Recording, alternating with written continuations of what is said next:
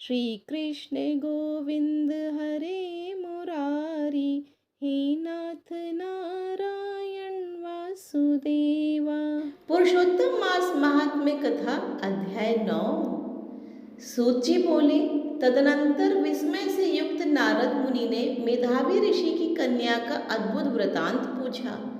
नारद जी बोले, हे मुने, उस तपोवन में मेधावी की कन्या ने बाद में क्या किया और किस मुनि श्रेष्ठ ने उसके साथ विवाह किया? श्री नारायण बोले, अपने पिता को स्मरण करते करते और बराबर शोक करते करते उस घर में कुछ काल उस कन्या का व्यतीत हुआ। युद्ध से भ्रष्ट हुई हरिणी की तरह घबराई शून्य घर में रहने वाली दुख रूप अग्नि से उठी, भाव द्वारा बहते हुए अश्रु नेत्र वाली, जलते हुए हथ कमल वाली, दुख से प्रतिक्षण गर्म श्वास लेने वाली, अति दीना घिरी हुई सर्पिणी की तरह अपने घर में संरुद्ध अपने दुख को सोचती और दुख से मुक्त होने के उपायों को न देखती हुई उस कृशोदरी को उसके शुभ भविष्य की प्रेरणा से सांत्वना देने के लिए उस वन में अपनी इच्छा से ही पर क्रोधी, जिनको देखने से ही इंद्र भयभीत होते हैं, ऐसे जटा से व्याप्त साक्षात शंकर के समान भगवान दुर्वासा ऋषि आए।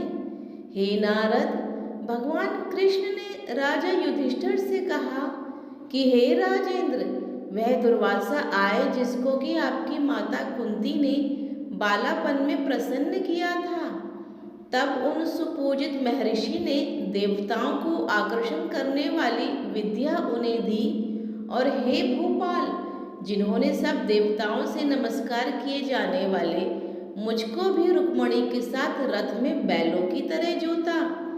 दुर्वासा को बैठाकर रथ खींचते हुए जब हम दोनों मार्ग चलने लगे, तब चलते चलते मार्ग में अति तीव्र प्यास से सूख गए थे। तालु और ओष्ठ जिस रुक्मणी के ऐसी जल चाहने वाली रुक्मणी ने जब मुझे सूचित किया, तब कंधे पर रथ की जोत को रखते हुए चलते चलते ही पांव के अग्रभाग से पृथ्वी को दबाकर रुक्मणी के प्रेम के वशीभूत मैंने भोगवती नाम की नदी को उत्पन्न किया। तब वही भोगवती ऊपर से बहने लगी। अनंतर उसी के जल से हे महाराज, रुक्मणी की प्यास को मैंने बुझाया। इस प्रकार रुक्मणी की प्यास का बुझना देख उसी क्षण अग्नि की तरह दुर्वासा क्रोध से जलने लगे और प्रलय की अग्नि के समान उठकर दुर्वासा ने श्राप दिया।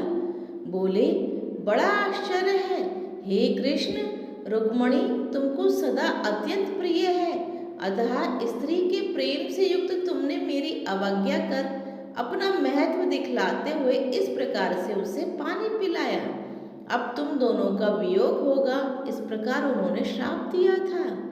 हे युधिष्ठिर, वही ये दुर्वासा मुनि है, साक्षात रुद्र के अंश से उत्पन्न, दूसरे काल रुद्र की तरह महर्षि अत्रि के उग्र तप स्वरूप कल्प वृक्ष के दिव्य फल, पतिव्रताओं के सिर के रत्न, अनुसुईया भगवती के गर्भ से उत्पन्न अत्यंत मेधायुक्त दुर्वासा नाम के ऋषि, अनेक तीर्थों के जल से भीगी हुई जटा से भूषित सिर वाले साक्षात तपोमूर्ति दुर्वासा ऋषि को आते देखकर कन्या ने शोक सागर से निकलकर धैर्य से मुनि के चरणों में प्रार्थना की। प्रार्थना करने के बाद जैसे वाल्मीकि ऋषि को जानकी अपने आश्रम में लाई थी, वैसे ही यह भी दुर्वासा को अपने घर से लाकर अर्थ, पाद्य और विविध प्रकार के जंगली फलों और पुष्पों से स्वागत के लिए आज्ञा लेकर आदर पूर्वक पूजन कर तदनंतर हे राजन, वह बाला बोली। कन्या बोली, हे महाभाग, हे अत्रि कुल के सूर्य, आपको प्रणाम है। हे साधो, मेरी अभाग्या के घर में आज आपका शुभागमन कैसे हुआ? हे मुने, आपके आगमन से आज मेरा भाग्योदय हुआ है, अथवा मेरे पिता के पुण्य के प्रवाह से प्रेरित मुझे सांत्वना देने के लिए ही आप मुनि सत्तम आए हैं।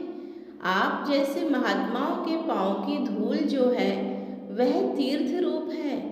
उस धूल का स्पर्श करने वाली मैं अपना जन्म आज सफल कर सकी हूँ। आज मेरा व्रत भी सफल है। आप जैसे पुण्य आत्मा के जो मुझे आज दर्शन हुए, अतः आज मेरा उत्पन्न होना और मेरा पुण्य सफल है। ऐसा कहकर वह कन्या दुर्वासा के सामने चुपचाप खड़ी हो गई। तब भगवान शंकर के अंश से उत्पन्न दुर्वासा मुनि मंद हास से युक्त बोले।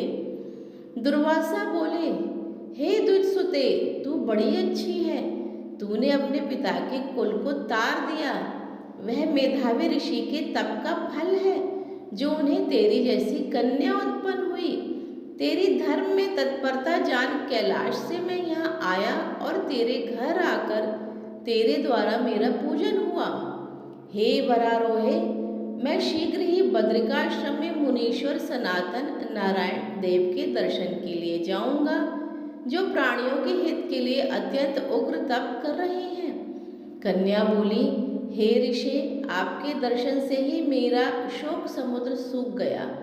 अब इसके बाद मेरा भविष्य उज्जवल है, क्योंकि आपने मुझे सांत्वना दी है। हे मुने, मेरी उस प्रादुर्भूत बड़ी भरी ज्वाला युक्त दुख रूपी अग्नि को क्या आप नहीं जानते?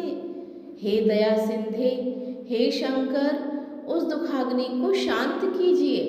मेरे विचार से हर्ष का कारण मुझे कुछ भी दिखाई नहीं देता। ना मुझे माता है, ना पिता है, ना तो भाई है जो धैर्य प्रदान करता। अतः दुख समुद्र से पीड़ित मैं कैसे जीवित रह सकती हूँ? जिस दिशा में देखती हूँ वह दिशा मुझे शून्य ही प्रतीत होती है। इसलिए हे तपोनिधे, मेरे दुख का निस्तार आप शीघ्र करें। मेरे साथ विवाह करने के लिए कोई भी तैयार नहीं होता। इस समय मेरा विवाह ना हुआ तो मैं फिर वृषणी शूद्रा हो जाऊंगी। यह मुझे बड़ा भय है। इसी भय से न मुझे निद्रा आती है और न भोजन में मेरी रुचि होती है। हे ब्राह्मण, अब मैं शीघ्र ही मरने वाली हूँ, यह मेरा इस समय निश्चय है। ऐसा कहकर आंसू बहाती हुई कन्या दुर्वासा के सामने चुप हो गई। तब दुर्वासा कन्या का दुख दूर करने का उपाय सोचने लगे। श्री नारायण बोले, इस प्रकार मुनि कन्या के वचन सुनकर और इसका अभिप्राय समझकर बड़े क्रोधी मुनिराज दुर्वासा ने उस कन्या का कुछ हित विचार पूर्ण कृपा से उसे देखकर सारभूत उपाय बतलाया।